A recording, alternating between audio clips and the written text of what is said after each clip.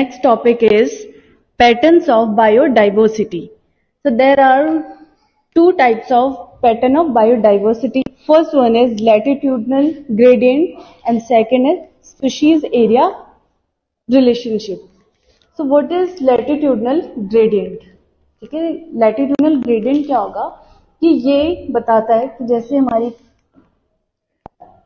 ये हो गई हमारी अर्थ, ठीक है, ये अर्थ हो गई, एक साइड होता है हमारा नॉर्थ पोल एंड दूसरी साइड होगा साउथ पोल, ठीक है। तो ये क्या बोलता है कि as we move from the equator to the poles the biodiversity and species richness decreases, this is known as latitudinal gradient, ठीक है। ये हो गया हमारा north pole and this is south pole and इसके सेंटर में एक लाइन होती है, इमेजिनरी लाइन, जिसको हम कहते हैं इक्वेटर,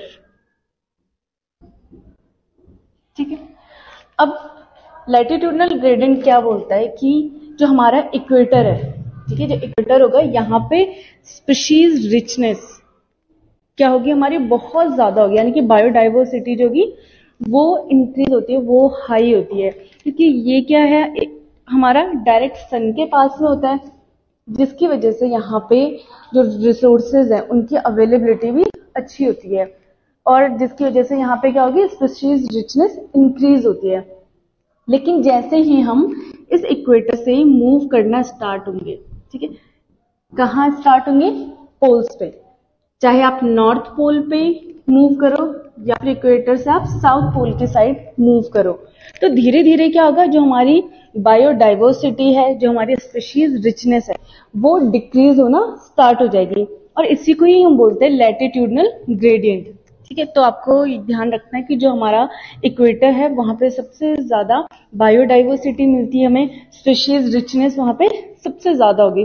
लेकिन जैसे ही इक्वेटर से आप पोल्स के साइड मूव करने लगते हैं तो हमारी स्पीशीज रिचनेस धीरे धीरे डिक्रीज हो जाती है, ठीक है। Now next, tropical Amazonian rainforest in southern America has the greatest biodiversity on earth. जो हमारा साउथ अमेरिका है वहां पे क्या है, एक एमेजोनियन रेन फॉरेस्ट है जहां पे सबसे ज्यादा बायोडाइवर्सिटी हमें देखने को मिलती है, यानी कि वहां पे जो ऑर्गेनिजम्स होंगे वो सबसे ज्यादा प्रेजेंट होंगे वहां पे, ठीक है। वहां पे क्या होगी, उनकी रिचनेस सबसे ज्यादा होगी।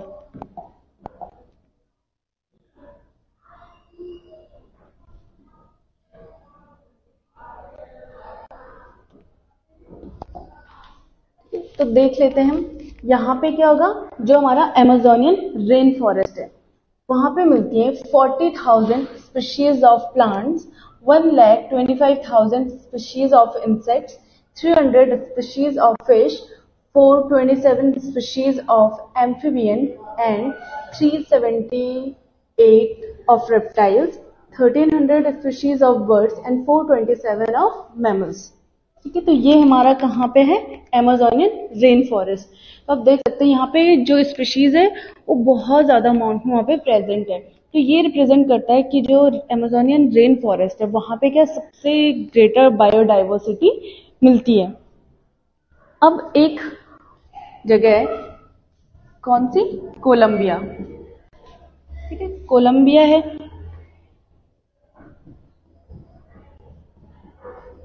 तो कोलंबिया जो है वो इक्वेटर के पास प्रेजेंट है, ठीक है। तो जो भी इक्वेटर के पास प्रेजेंट कंट्रीज हैं वहां पे क्या होगी, बायोडाइवर्सिटी बहुत ज्यादा होगी। तो अराउंड 1400 स्पीशीज वहां पे बर्ड्स की प्रेजेंट है, ठीक है। इसी तरीके से जो इंडिया है, इंडिया भी क्या है, इक्वेटर के पास प्रेजेंट है और यहाँ पे 1200 स्पीशीज किसकी है, बर्ड्स की, स्पीशीज ऑफ बर्ड्स, है ना। तो कोलंबिया के पास होगी 1400 species of birds and India has more than 1200 species of birds, ठीक है। तो ये क्या है, इक्वेटर के पास है, जिसकी वजह से यहाँ पे बायोडाइवर्सिटी बहुत हाई है। लेकिन अगर हम देखें कि न्यूयॉर्क है, ठीक है, न्यूयॉर्क नॉर्थ पोल पे, ठीक है, नॉर्थ साइड के 41 डिग्री पे है, जहां पे स्पीशीज रिचनेस अगर हम देखें तो वहां पे कितनी, 105, ठीक है। और ग्रीनलैंड है एक जो कि 71 के आसपास है, यहाँ पे कितनी होंगी 56 स्पीशीज। ठीक है, यहाँ पे हो गई, यहाँ पे हो गई आपकी 56 स्पीशीज, है ना। और यहाँ पे हो गई हमारी 105 स्पीशीज। तो हम देखें जैसे इंडिया के पास कितनी है 1200 स्पीशीज ऑफ बर्ड्स, कोलंबिया के पास हो गई हमारी 1400 स्पीशीज ऑफ बर्ड्स। लेकिन जैसे ही क्या हो रहे हैं, कुछ कंट्रीज हैं लाइक न्यूयॉर्क एंड ग्रीनलैंड, ठीक है, जो आपका न्यूयॉर्क है वो 41 डिग्री पे है, तो ये क्या कर रहा है, हमारे इक्वेटर से मूव कर रहा है। तो जैसे ही आप इक्वेटर से पोल्स के साइड मूव करने लगते हैं तो स्पीशीज डाइवर्सिटी क्या होगी, डिक्रीज होगी। तो हम यहाँ पे देख सकते हैं कि जैसे जैसे इक्वेटर से मूव कर रहे हैं 41 डिग्री पे पहुंचे तो स्पीशीज रिचनेस क्या हो गई है, डिक्रीज हो गई है। तो हमारे पास ओनली 105 स्पीशीज यहाँ पे देखने को मिलती है।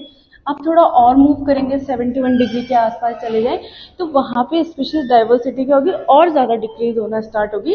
अराउंड यहाँ पे 56 स्पीशीज ही प्रेजेंट है। ठीक है, तो ये शो करता है कि इक्वेटर्स के पास सबसे ज्यादा बायोडाइवर्सिटी होती है, और जैसे जैसे आप पोल्स के साइड मूव करते हो तो स्पीशीज रिचनेस क्या होती है, धीरे धीरे डिक्रीज होना स्टार्ट हो जाती है।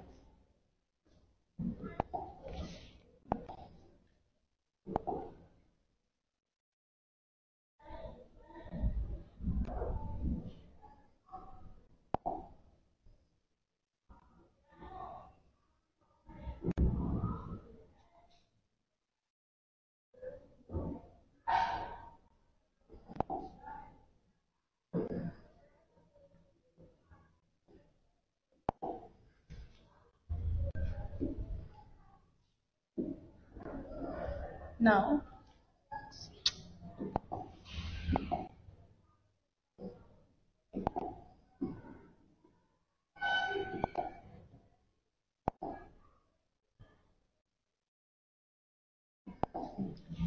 second pattern of biodiversity is species area relationship।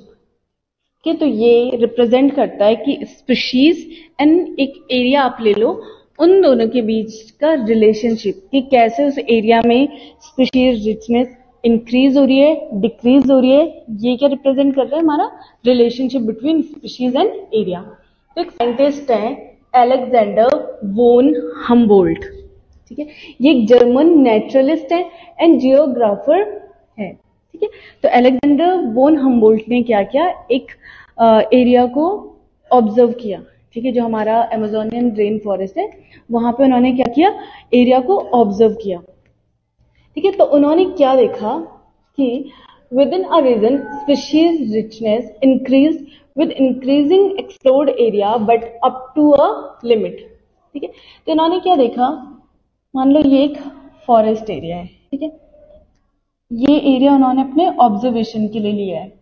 यहाँ पे वो देखते हैं कि जो स्पीशीज रिचनेस है वो काफी ज्यादा हाई है ना। फिर वो अपना जो ऑब्जर्वेशन एरिया है उसको थोड़ा इंक्रीज करते हैं, तो वो देखते हैं कि यहाँ पे भी क्या है, स्पीशीज रिचनेस हाई है। फिर थोड़ा और एरिया अपना इंक्रीज करते हैं, यहाँ पे भी वो देखते हैं कि जो स्पीशीज रिचनेस है, यानी कि उन्हें बहुत सारी डिफरेंट टाइप के स्पीशीज यहाँ पे देखने को मिल रही है, कि जो बायोडाइवर्सिटी है वो क्या है, बहुत ज्यादा है। लेकिन धीरे धीरे जैसे वो अपना ऑब्जर्वेशन का एरिया इंक्रीज करते हैं तो उन्होंने ये पाया कि जो स्पीशीज रिचनेस है वो धीरे धीरे क्या हो गई है, डिक्रीज होने लगी है। यानी कि अब उन्हें बहुत ज्यादा स्पीशीज देखने को नहीं मिल रही है। तो ये क्या रिप्रेजेंट कर रहा है कि जो हमारे स्पीशीज रिचनेस है वो धीरे धीरे डिक्रीज हो रही है। ठीक है, तो ये जो ग्राफ है ये रिप्रेजेंट करता है स्पीशीज रिचनेस एंड ये रिप्रेजेंट करता है एरिया। ठीक है, अब यहाँ पे उन्होंने अपना ऑब्जर्वेशन स्टार्ट किया, तो ये जो स्लोप है ये क्या रिप्रेजेंट कर रहा है कि स्पीशीज रिचनेस को, तो धीरे धीरे क्या हो रहा है, इंक्रीज हो रहा है। थोड़ा और उन्होंने इस ऑब्जर्वेशन एरिया को इंक्रीज किया तो यहाँ पे भी क्या होगी, स्पीशीज रिचनेस इंक्रीज होगी। धीरे धीरे करके वो अपना एरिया बढ़ाते गए, लेकिन एक टाइम आया कि जब एरिया वो इंक्रीज तो करते गए लेकिन यहाँ पे स्पीशीज रिचनेस उन्हें देखने को नहीं मिली। यहाँ पे धीरे धीरे क्या हो गई, हमारी स्पीशीज रिचनेस जो है वो धीरे धीरे डिक्रीज होना स्टार्ट हो गई। तो ये इस तरीके का एक कर्व बनाता है जिसको हम कहते हैं रेक्टेंगुलर हाइपरबोला। ठीक है। नाउ अब एक इक्वेशन है इसमें, ठीक है, जो कि हमारे स्पीशीज एरिया रिलेशनशिप को एक्सप्लेन करती है, रिप्रेजेंट करती है। log s is equal to log c plus z log a।